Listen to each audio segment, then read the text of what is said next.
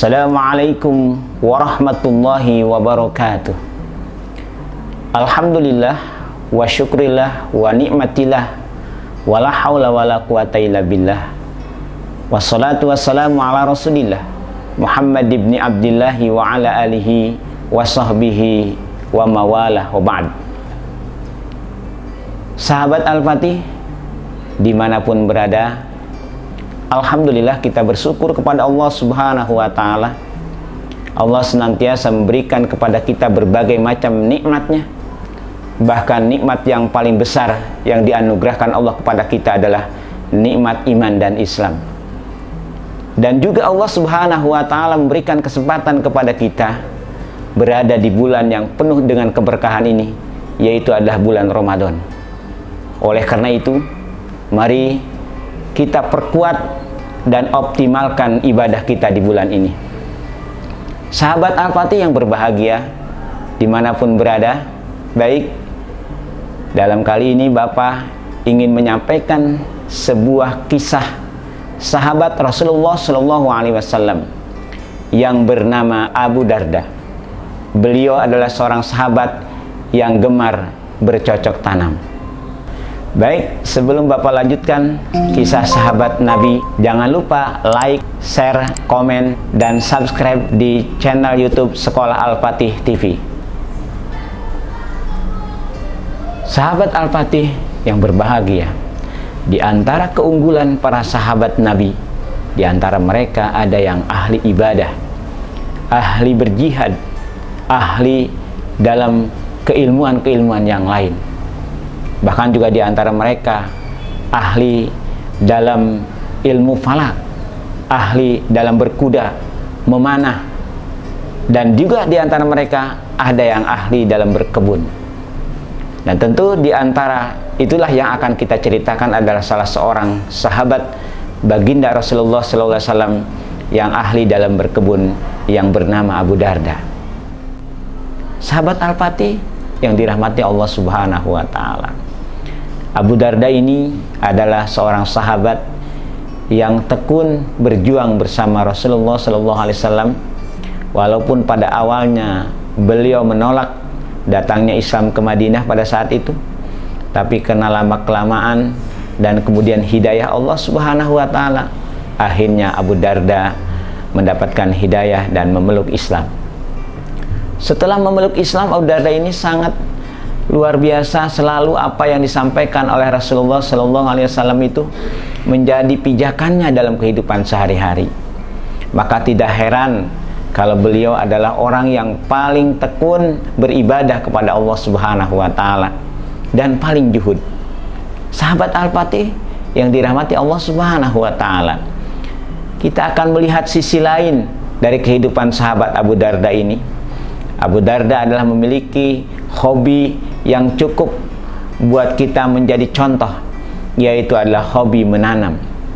Beliau memiliki keahlian atau hobi menanam ini semenjak beliau masih kecil, remaja, sampai kemudian dewasa. Bahkan karena seringnya bercocok tanam itulah, kemudian Abu Darda ini suatu ketika di usianya yang sudah senja, usianya yang sudah hampir, kalau dikatakan mungkin hampir matahari hampir tenggelam begitu, yaitu adalah usia yang cukup untuk menghadap Allah Subhanahu wa ta'ala.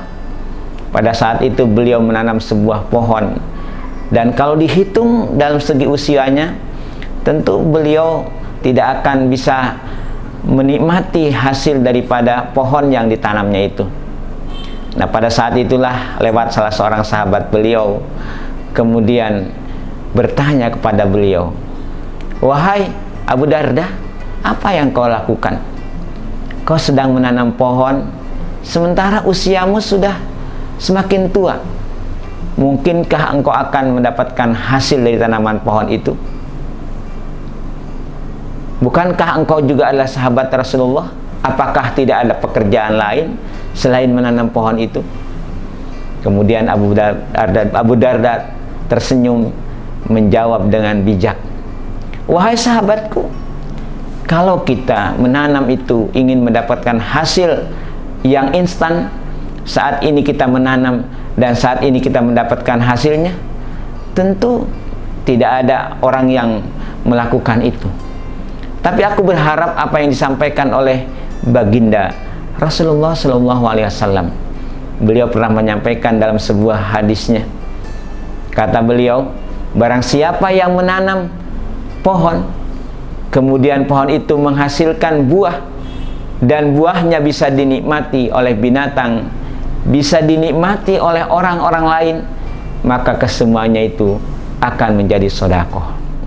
Sahabat Al-Fatih yang dirahmati Allah Subhanahu wa Ta'ala, bagi para sahabat Rasul seperti Abu Darda, memahami tentang ibadah atau pahala bukan hanya sekedar ibadah ritual saja seperti sholat, puasa, atau pergi haji dan lain sebagainya. Tetapi bagi mereka adalah memahami ibadah itu setiap pekerjaan yang itu adalah kebaikan, maka itu sesungguhnya dinilai ibadah. Termasuk juga menanam pohon. Dengan menanam pohon itu berarti sesungguhnya kita telah melestarikan alam ini. Dan yang melestarikan alam ini tentu yang menanam itu sendiri mungkin tidak akan bisa menikmati hasilnya. Tapi generasi-generasi berikutnya, orang-orang yang datang berikutnya, mereka akan mendapatkan manfaat yang luar biasa. Bukankah itu adalah hasil karya orang yang telah menanam terlebih dahulu? Maka bagi mereka, sekalipun mereka sudah tiada, maka ibadahnya atau amalnya atau pahalanya akan selalu mengalir bagi mereka yang menanam pohon itu. Selama itu kemudian dinikmati dan kemudian bisa memberikan manfaat yang sebesar-besarnya bagi kehidupan manusia pada umumnya. Sahabat Al-Fatih yang dirahmati Allah Subhanahu wa Ta'ala. Jadi kesimpulannya adalah bahwa memang bagi kita sangat saat ini melihat atau berpikir bahwa orang-orang yang memiliki jiwa seperti Abu Darda ini sangat langka.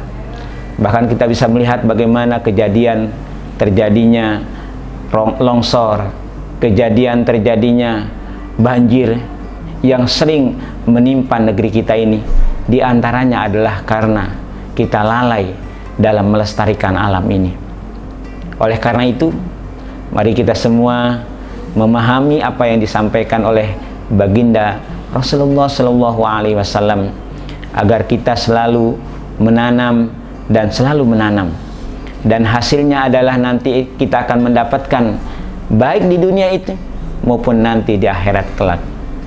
Sahabat Al-Fatih yang dimuliakan Allah Subhanahu wa Ta'ala, mudah-mudahan kisah Abu Darda ini bisa memberikan inspirasi buat kita semua dan menjadikan kita terus berupaya semaksimal mungkin mencari dan bekerja dengan sebaik-baiknya, beribadah kepada Allah Subhanahu wa Ta'ala, dan memahami bahwa setiap pekerjaan baik yang itu akan menghasilkan baik adalah nilainya ibadah di hadapan Allah Subhanahu wa Ta'ala.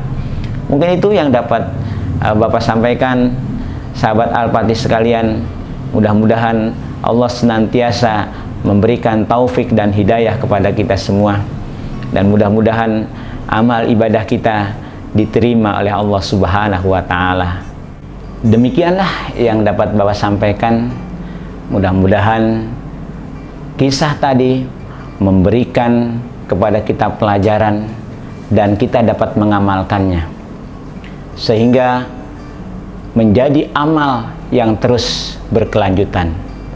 Semoga Allah Subhanahu wa Ta'ala menerima amal ibadah kita semua, dan semoga Allah Subhanahu wa Ta'ala selalu memberikan petunjuk hidayah kepada kita semua. Terakhir, mudah-mudahan kita diberikan kekuatan oleh Allah Subhanahu wa Ta'ala untuk menjalani ibadah di bulan Ramadan ini. Lebih dan kurangnya mohon maaf. Aqulu qouli hadza wa astaghfirullah li wa lakum. Wassalamualaikum warahmatullahi wabarakatuh.